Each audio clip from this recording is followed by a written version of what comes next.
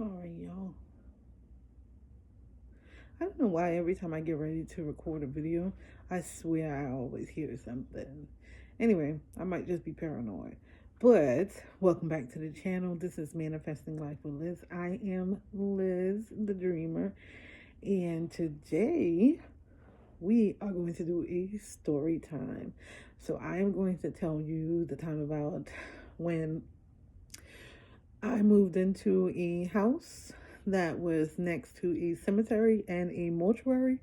All of the ghosts came to visit me, and I mysteriously got sick. Yep, let it sink in. So this happened about 7 years ago. Um, Me and my husband were newly married, and so prior to us getting married, we had lived together in the apartment, the townhouse that I had been in for years. And so I am one of those people where I do not move on the regular. So like I will be someplace and I will literally be there forever. Because normally when I move, it is a process of me having some type of inclination to move. I normally have like a dream or something happens where I feel like, oh, I think it's time for me to move. And because, baby, let me tell you something. I believe that God will make a way. He will let you know when that way has been prepared. So I just don't move that often. So I have been in this house for a while. But once I got married, then came my husband, and then we have two kids. And so it was only like a two-bedroom, so it was time to go. Well, um, we did look for houses because the plan was to buy a house. However, my husband's family bought a house and they wanted us to live or move in the house. They thought it would be a good idea. We just got married, whatever, we'll do. And it would have been a good idea. It did sound like a good idea. However, I told you I am not one to just up and move. So my husband knew this and he had told me to go and I'm having to hold this iPad. So if y'all see it moving, it's moving, whatever. Um so he had told me he had wanted me to go and, just kind of check it out because he knew how I am about moving. And so I did. I went over to the house because the house was located where I grew up at on it's like an island where I grew up at. And so I went over there, checked out the house. Soon I took my mom with me. As soon as I got there, I'm like, something don't feel right. Um, we didn't have the keys to the house, so I literally had to like look through the window. You know what I mean? I was in the yard, whatever, and it looked like it was a new construction, or not a new construction, but like like they had been renovating the house, whatever. It's an older house, but they had renovated it. Looked really nice too. It was nice. But I was just getting like this vibe about it. Can't necessarily say it's a bad vibe, but it was a vibe. And I told my husband about it, and I had expressed to him that I was not comfortable, like all the way comfortable about moving there. But my husband does what he knows that he can do, which is convince me um to do anything. I guess that's why he my husband. Anyway, um so as time passed, we move in. Now, my family, my mother-in-law and my father-in-law literally closed the deal on the house that day, and as soon as they closed the deal, she ran the keys. Like she gave us the keys to move in. I was at work on that day when it was like moving day, when she got the keys or whatever, but the house was already packed. So my husband took it upon himself, him and my sister actually, which I'm grateful for. Him and my sister actually moved us into the new house from the apartment. So I was not privy to that. I still, up until this point, I still hadn't been in the house, like physically in the house. I had seen it, I've been in the yard, I've been around it, but I hadn't been physically in the house. So, because I was at work. So, boom, they move us all in there. When I get home, all I really had to do was unpack the boxes and everything like that with my husband. So y'all. I get in this house and I'm still having this feeling. Like, I'm still having this feeling. One thing I'm gonna do is I'm gonna pick up on some energy. That is just a part of who I am. I cannot shake that, and it's like some type of reading. I can get a reading about a situation, a place, a thing, something, just from the type of energy that's present there. So as soon as I got in the house, I'm like, okay, I feel this energy, and it's like it doesn't feel like anything bad. It just feels like this house belonged to an older couple type of thing. Um, so yeah, I was picking up on that right away, but still there was something. I don't know what it was, but there was something I just couldn't quite put my finger on it. Okay, back up. When I first visited the house, once my husband had agreed that, yeah, we would move into this house, I went, when I went to go and see it, I did notice that there was a cemetery. However, this is not my first time living next to a cemetery. If I'm going to be real with you, I always end up near a cemetery no matter where I move at. So I don't know if it's just so many cemeteries or whatever, but I always end up in close proximity to a cemetery. So that did not bother me. What I didn't know is that not far from the cemetery, there's an actual fucking mortuary. And to this day, it doesn't sit. To this day, it doesn't sit well with me that there's to live next to a damn mortuary. So yeah, there's that. So anyway, by this time, we're already in the house. Like I said, my husband had moved us in along with my sister. Like, she didn't live with us, but she'd help with the process. And literally all I had to do was just unpack. Me and my kids and my husband just went, we're already there. What are we going to do? At first, it was fine. The energy was still there. Like, that little something was still there. And over time, we started noticing different things. So, like, the house would be hot, and then the house would be cold, and then the house would go back to being hot. We just kind of checked that up as like a bad system, I don't know how, like the AC system, like a bad system, poor insulation. I don't know. I don't know what the hell. But we weren't trying to like rock the boat, because here we are staying in this house. We weren't really trying to like rock the boat. Although we did kind of like voice our concerns a little bit, and the AC person came and was looking at the AC, things like that. So his people did everything that they could to make us like comfortable in the house. And then other stuff started happening, y'all. So like sometimes lights would be on, the door would be unlocked, things like that. Even still, nothing big is happening in the house. Nothing big up until this point. Now, I'm gonna say, since I lived in the house, I was doing what I normally do, which is like dreaming. However, for the majority of the time that I am staying in the house, I cannot, for the life of me, get a grasp on my dreams. I can't remember them. I'm not getting any messages. I'm not getting anything in my dreams. I'm just literally going to sleep, knowing that maybe sometimes I'll be like, okay, I feel like I had a dream, because I was like waking up screaming, y'all.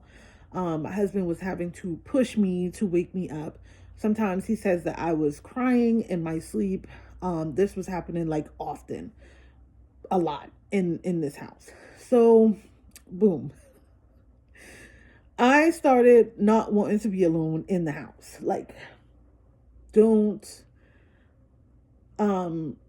not being alone in the house, don't turn all the lights off to where it's completely dark in the house, because I was like legit scared of this house. I was just getting this feeling like, okay, something is not right. then, okay, yeah, it's like something is not right. So on this particular night, like in our room, we have like a bathroom in the room where we were at. Our own little personal bathroom. It's literally just a sink and toilet.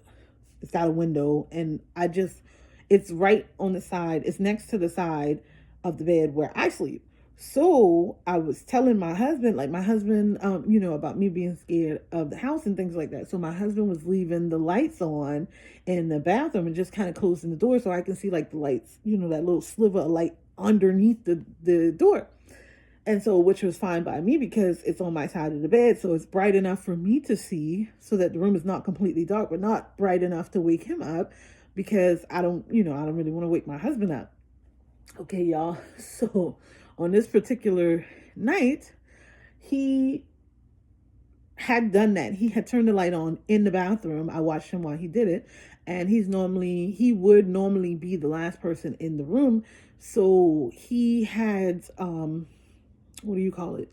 He had closed the bedroom door and all the lights, out in like the hallway, except for like the low lying lights, like the lights under the cabinets, was off, which is fine. I know that he locks the door because my husband locks the door every night. He will go to the front door. He will go to the back door. He is going to the kids' room to say goodnight. Yeah. So I know that he did all of that. So here I am in the room. Me and him were sleeping, okay? I happen to wake up, or so I thought. I happened to wake up and notice that the lights are off in the bathroom and the door to the room is open. Okay? Told y'all, he leaves the lights on for me. What is that? What hotel is that? What is that? Is that oh God, what's the name of the hotel? Would it be like they leave the light on for you? My husband is gonna leave that light on for me because he knows that I'm scared and he knows that I have dreams and he knows that sometimes I will wake up screaming, freak him out, freak me out, freak everybody out. So I'm looking at it like, why is the light off? Okay, and then I notice that the door is open. Well, why is the damn door open? To the bedroom. Strange things are happening. I mean, they could be stranger, but this is, yeah. So as I'm like trying to figure it out, what is going on here? Like, what the fuck? I'm scared because I want to get up and close the door. I'm trying to wake him up, but my husband's not waking up. He's just like, oh, the more I push him, he's like, oh. So I got to get up, and it's literally like less than 10 feet from where I am to the door. But it's not the door that's the problem. It's the actual hallway. I don't know why I was scared of that hallway. I just was. Y'all, why when I get to the door, I close the door and I lay back down. Y'all heard me? I close the door and I lay it down. Within a few minutes, I can hear the door open back up.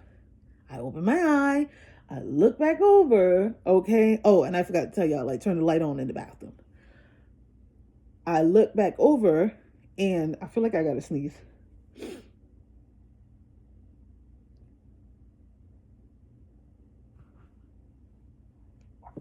Ooh, excuse me. I'm not editing nothing because I'm not good at editing. So it just is what it is.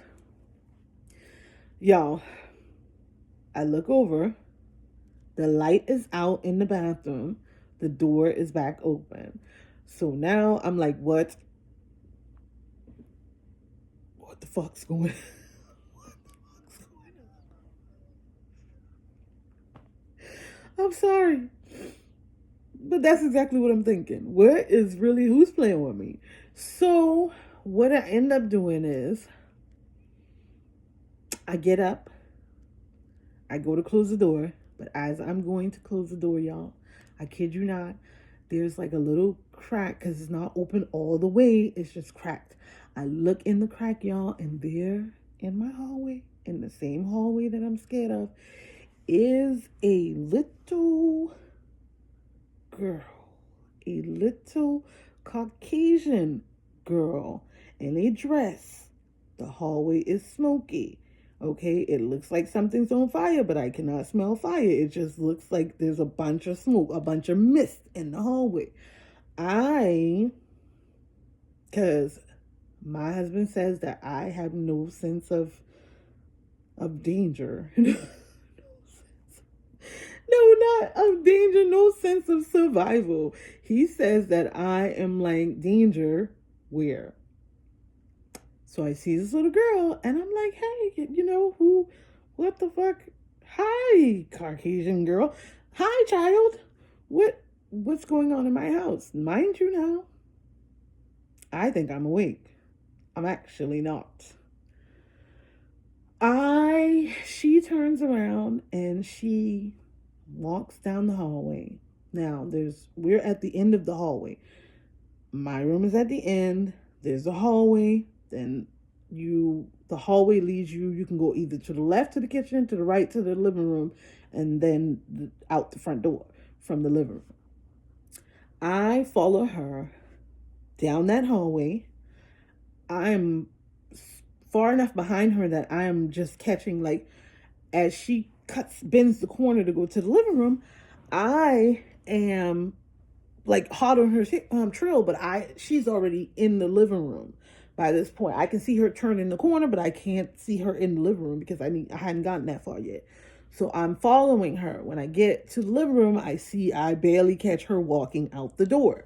And I'm still following her for whatever reason, because obviously I don't have no type of fear in my heart. I don't have no concern when it comes to my life. Like, having these damn dreams have made me too damn, comfortable. I don't know. Excuse me, but I follow her. And she goes out the door. Now, when she goes out the door, y'all, she is not alone. When I look in the yard, there is a whole bunch of people. I'm talking about a mess load of people standing in that same mess that was in the hallway and in the house, or the same smoke, like whatever. And they speak to me. Y'all heard me? They say, we know that you are here.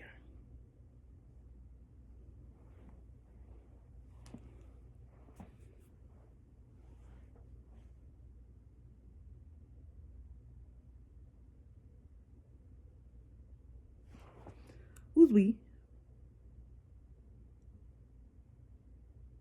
Who is we? Who am I in relation to we? What the hell? At this point, I am like freaked out.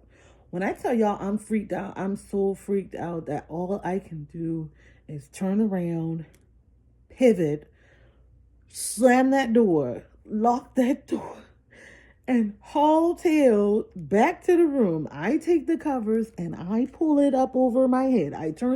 Before I get in the bed, I turn the light on in the bathroom, pull the covers up over my head, and I get so close to my husband that I'm freaking out. Like, at this point, I'm freaking out. And I watch that sliver of light under the bathroom door until I must have fallen asleep. But now, y'all, I told y'all, I thought I was sleeping already. Or I thought I was awake.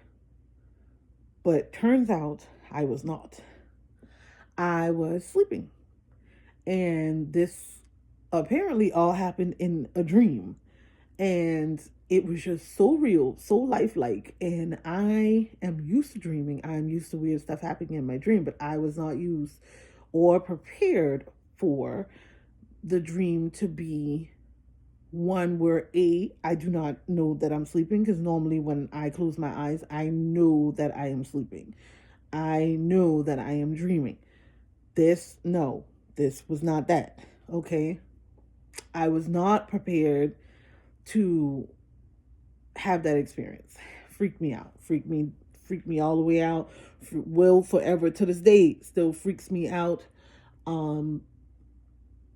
I dream, and this would not be the first time that I had a dream with people, and I'm going to say people that are, I'm going to assume that are deceased.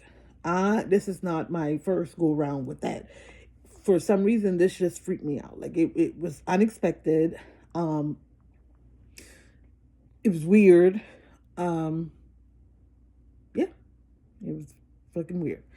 Well, after that, I think when I woke up, my husband, I woke up, and well, basically we woke up at the same time. And my husband informs me once he is getting up and moving around, because I, by that point in time, I hadn't gotten up and moved around. My husband informs me that the damn door, the front door, was open. Yeah, yeah. And then I tell him what happened. And he's like, wow, wow. Weird stuff continued to happen in the house. Weird sounds, lights being on. I'm trying to remember some of the weird stuff that was happening in the house. Sometimes my husband would say that he would swear that he either heard me or saw me and I wasn't there in the house. Like he could have sworn that I said something to him. I wasn't in the house. I actually did get sick in this house, so that's that's another part of the crazies. I had got sick while I was in this house mysteriously. No one knows what happened to me. I broke out with hives all over my body. Like, yeah, I had hives all over my body. My husband, his family does like tree services. So my husband was thinking maybe I got into poison ivy. And so we were trying to treat it kind of like with the poison ivy medicine. It did not go away, but I still had the hives. For weeks, I had those hives. I actually fell in the shower, like never happened to me before. I fell in the shower. I injured my arm while in this house. I was feeling like there was a point in time where I just couldn't get out of bed. It felt like something was like literally leeching out my energy. I could not move. What else happened? Like, I could not move. I remember telling my husband, it's exhausting for me to just get up out of the bed and go into the kitchen and cook food, or to do the dishes or do things like that, which he kind of was understanding me, but he really didn't understand what the hell was going on. I didn't understand, so I didn't know how to explain it to him. And eventually it all led to me actually having to go and be in the hospital for like a week, or probably more than a week, because I end up having what is called a TIA while I was in this house. So basically it's like a mini stroke. It's like when you have like a stroke, but there's not any, like, you recover from it. You fully recover from it quickly. So I was helping my son do his work when I realized, and we were sitting at the kitchen table. I had like one arm propped up on the kitchen table, kind of like this. And I realized that I didn't have any control of my arm. It was just kind of like, like flopping. It was kind of like flopping. And when I looked at it, I was like, my arm was like tingly, so I thought that maybe that my arm had went to sleep. Like sometimes your arm will go to sleep, or your foot will go to sleep, or something like that, and you would feel it like tingling or whatever from lack of like circulation, I guess. That's what I thought it was. And I don't know what made me it just felt weird. Like it felt like that, but it felt like something else. So I ended up like getting up to go in the bathroom, because I was like, wait a minute, as I was trying to talk and tell my husband what was going on with my hand, because he noticed that I was looking at my hand like, what's going on? I was trying to tell him, and I was like, wait, my face feels funny. Like one side of my face feels funny. So I went in the restroom and was looking at myself in the mirror and noticing that, hey, my one side of my face is like weird. So I called my mom on the phone and I tell my mom what is happening. And basically she says, hey, you sound funny, so I'm gonna need you to go to the hospital. And that's the only reason I called it, because I do not like going to the hospital, because cannot be I do not like being in areas where there's a lot of people. It makes me very anxious. I feel like there's too much people, too much energy around me. I can never settle down. I can never get comfortable. So, and hospitals, they always have people, a lot of people in there. But not only that, they always have a lot of dead people. I don't want to say it like that, but the hospital carries a lot of energy from the people that have passed on there. So, or even the people that are there that are currently in transition, or even from people in general, just having a lot of people in there. So, I don't like hospitals. I do not like hospitals. So, she had told me, I think that you should go to the hospital. I can hear it in your voice. You're sounding funny. I'm already list tongue, but she's like, you sound funnier than you normally do sound. So I need you to go to the hospital. So she came to my house and she took me to the house. She went with me to the hospital. And by the time I got to the hospital, it was feeling better. I mean, I still felt weird, but it was feeling better. And I'm just thinking, oh, she made me go to the hospital and there's nothing wrong. And then, it's going to be fine. I'm just going to walk in here. They're going to look at me, give me some paperwork, charge me a bunch of money, and then I can go home. But I literally went from from walking in the hospital and telling the lady at the front desk, okay, so a thing happened. That's exactly how I said it. A thing happened, and I was explaining it to her, and she says, okay, let me get somebody out here. They start processing, and the doctor came in. I can't remember what happened. Well, I do remember, but they literally said they did some tests and everything like that. It went from, hey, this thing happened, but I'm fine now, to, oh no, you got a blockage in your main artery leading up to your brain, and it's a 40% blockage, in that main artery, and we are going to transport you across the street so that we can immediately remove it. And then it went from, we're going to transport you to remove it, to we can't remove it at this time because we don't want to run the risk of other stuff happening. I mean, when I tell y'all whatever could go wrong, in that instance went wrong, and I was hella scared. Do I believe that being in that house, because we're no longer in the house. We live in a different house owned by my husband's people, but not the same house. Do I believe that that house made me or sick?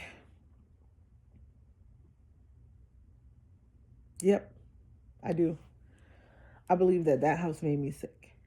I believe that, I don't know, I'm, like I said, I'm a dreamer. I'm used to weird stuff happening, but I believe that it kind of not started, but it that visit was a big, large played a big, large part in it. Do I think that the visit caused it? No. Those people, I don't think so. I think for whatever reason, they just could see, the potential that I could see them, that eventually I could read their energy, that I had known that they had been there and probably just decided, hey, let me pop up. She knows we are here, so let's just let her know that we know that she's here. So that might be it. I don't know. But I do believe that whatever was in that house, whatever energy was in that house didn't want me there. It didn't want no parts of my shenanigans. It made that very clear.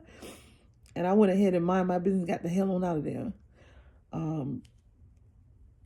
It just so happened, because I'm a firm believer in whenever it's time for me to move, God will make a way, the universe will make a way. So, and that's what happened. Yep. We ended up moving into a different house, and we really haven't had any problems here. Not any problems of that magnitude here. There's not there is a cemetery like down the road or something like that, but it doesn't bother me.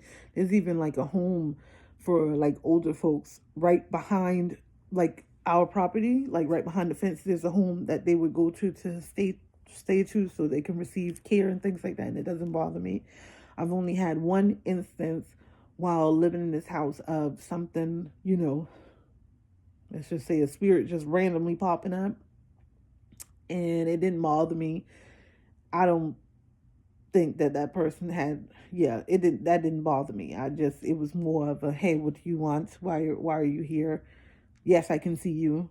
Because for whatever reason, I promise you, like when you have like one-on-ones, when I have dreams and it is of people that have passed on, that have transitioned, that have traveled, or not, maybe not traveled, because a part of them are here obviously to be able to communicate with me, um or not even, yeah, a part of them has to be here in order to communicate with me. I don't know, again, I don't know the house.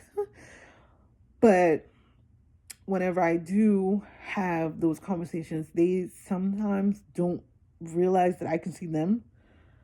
It's like I'm just meandering around in my dream, mostly, and they will be there, and I will look at them, or say something to them, and they'll be like, "You can see me." Yes, I can see you. I can see you. I can see you. So that's why that instance was so different for me, because in my mind, they normally say, "Oh, you can see me," but this is more of them saying, "Hey, we can see you," and that was a little weird. But anyway, that's the story of how I moved into a house that was close to a mortuary and a cemetery, and all of the dead people came to visit me, and I got sick mysteriously. Subscribe.